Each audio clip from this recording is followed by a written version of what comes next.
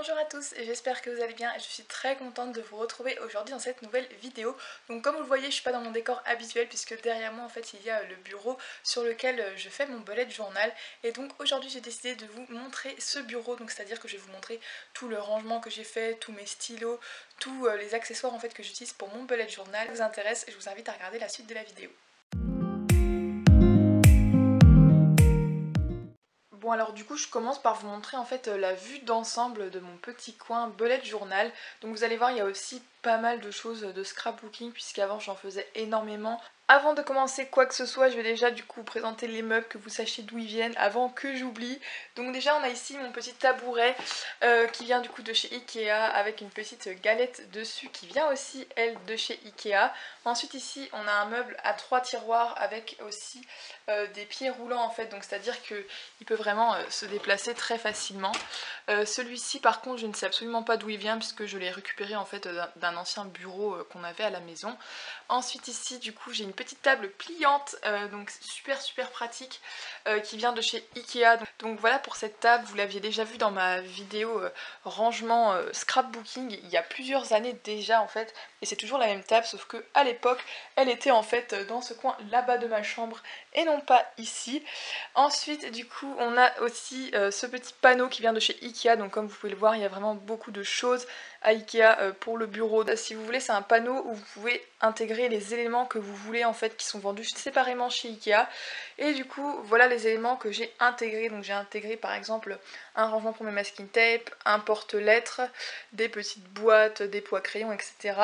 Du coup voilà déjà pour tout ce qui est des petits éléments comme ça. Et puis on a aussi ma petite lampe ici qui vient de chez Ikea aussi, voilà, pour ne pas changer. Et c'est vraiment super pratique ces lampes là parce qu'en fait ça peut régler la hauteur. Maintenant je vais tout vous présenter, donc je vais commencer par le panneau d'affichage de chez Ikea. On a mes 3 petites pop, donc faudrait que j'en rachète d'autres sauf que comme vous le savez c'est quand même un budget ces objets là. On a Ron, Hermione et Harry. À côté on a un petit pot qui vient de chez Ikea avec des petits stylos dedans qui me servent très rarement, c'est pour ça qu'ils sont là. À côté on a une petite pince avec une petite photo, voilà, puisque je trouvais cet endroit assez vide. Petit calendrier en fait. Au-dessus, on a 3 petites boîtes qui viennent toujours de chez Ikea, et ce qui est super pratique, c'est qu'elles s'ouvrent comme ceci. Dedans, on a mes tampons encreurs préférés, on a quelques petits masking tape que je trouve super jolis, et on a ici plein de petites breloques. Donc voilà un petit peu pour cet endroit-là. En dessous, on peut voir dans le fond un nuancier, en fait, ce sont toutes les couleurs de Tombow. Et devant, en fait, on a quelques petits livres méthodologiques du bullet journal. Mais bon, maintenant, comme ça fait plusieurs années que j'utilise mon bullet journal, je m'en sers très rarement. À côté, on a du coup un petit pot à crayon avec mes crayons de couleur et mes feutres un petit peu plus enfantins, si je peux dire, mais qui me servent de temps en temps quand même. À côté, on a ici mon Helix Angle qui est en fait coincé dans des élastiques qui étaient aussi vendus chez Ikea, donc c'est super pratique. Et ça, c'est vraiment très utile pour faire tous les trackers. Donc celui-ci, je l'avais trouvé sur Amazon, ça fait plusieurs mois que je l'ai et je l'ai déjà utilisé plusieurs fois. Et derrière, voilà, on a des références encore, des petites notes, etc. Ici, on a un rangement masking tape, donc je les ai classés un petit peu par couleur. Et franchement c'est super pratique parce que vous avez juste à dérouler comme ça en fait, et c'est vraiment un gain de place de malade je trouve au lieu de mettre ça dans une boîte. Et à côté on a du coup mes 50 petits crayolas, donc comme vous pouvez le voir en fait les pots à crayons de chez Ikea sont géniaux puisque les 50 rentrent. Ensuite en dessous ici on a un rangement qui est à la base en fait pour le maquillage que j'avais trouvé chez Action. Je vais la ravancer un petit peu pour vous montrer plus en détail. Donc dans le fond on a déjà tous mes petits Tombow qui sont ici. À côté on a un petit peu les stylos que j'utilise pas souvent puisque ce sont plein de nuanciers de noir, de rouge, etc. dont j'ai pas trop besoin. On a aussi mes petits stabilos devant, on a mes petits Edding. On a d'autres stabilos ici. Devant on a du coup mes 6 petits stabilos pastel plus 2 autres qui me servent vraiment quasiment jamais en fait. Devant ici on a les stylos que j'utilise en fait le plus. Donc on a mes 3 petits Staedtler, on a tous mes Pigma Micron et on a mon petit Muji. Et au fond on a mes 15 Zebra Midliner que j'utilise aussi très souvent quand même. À côté ici on a une petite boîte qui vient de chez Maison du Monde et dedans en fait ce sont tous mes tampons encreurs qui viennent de chez Action. On a aussi la petite planche acrylique en fait pour les tampons comme ceci par exemple. Une petite trousse Jordi Labanda avec à l'intérieur des choses qui me servent assez souvent, par exemple de la colle, du blanc, Brilliant Colors de chez Staedtler qui sont vraiment juste géniaux.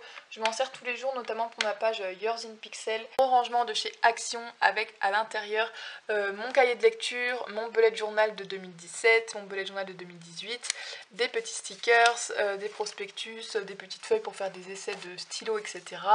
On a aussi un petit bullet journal qui n'est pas encore rempli. On a un autre petit A6 de Leuchtturm qui était mon bullet journal étudiant, je ne sais pas si vous vous souvenez. Et devant on a plusieurs petits carnets qui me servent quand même assez souvent. On arrive à la partie de mon bureau de tout le temps en fait. On a un petit sous-main qui me servait en fait quand je faisais du scrapbooking pour découper, comme ça j'abîmais vraiment pas la table et du coup je l'ai gardé. On retrouve mon bullet journal de cette année que vous pouvez reconnaître, voilà. Et à côté on a un petit carnet que j'ai acheté il n'y a pas si longtemps que ça, du marque Antarctique. Je pense que les adeptes de bullet journal vous devez connaître cette marque. Sûrement faire des petites fiches de révision etc. pour préparer mon BTS de l'année prochaine. Et ensuite à côté on a ici un petit carnet de la marque Clairefontaine, donc le graphite, donc avec en fait une réglure à pointillés exactement comme dans le bullet journal, et c'est super pratique du coup pour que je puisse tester des petites choses etc. Avant de les faire définitivement dans mon bullet journal. C'est surtout le bullet journal. Et maintenant je vais passer en bas, mais c'est particulièrement en fait du scrapbooking, mais dans tous les cas je vais aller très très vite. Dans le fond déjà on a une boîte avec tous mes masking tape dessus, donc la boîte vient de chez Action, comme toutes les autres boîtes en dessous d'ailleurs.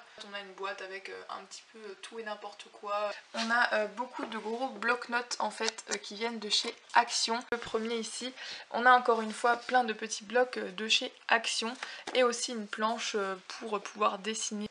On a à côté du coup plein de stylos qui ne me servent quasiment jamais. Il y a aussi des pinceaux, enfin vraiment ce sont des choses dont je ne me sers presque pas. Dans le dernier tiroir on a encore une fois plein de petits blocs-notes qui viennent toujours de chez Action. Dans le fond on a des pinces, on a une réserve de tampons encreurs, on a de la colle sous forme de souris et du scotch double face là-bas, et on a une grosse pelote de laine grise. Et bah voilà, écoutez, c'est la fin de cette vidéo, donc j'ai essayé de vous montrer vraiment un maximum de choses, tout ce que je pouvais. Du coup j'espère vraiment que cette vidéo vous aura aidé pour vos rangements, ou alors que ça vous aura donné quelques références pour des choses à acheter.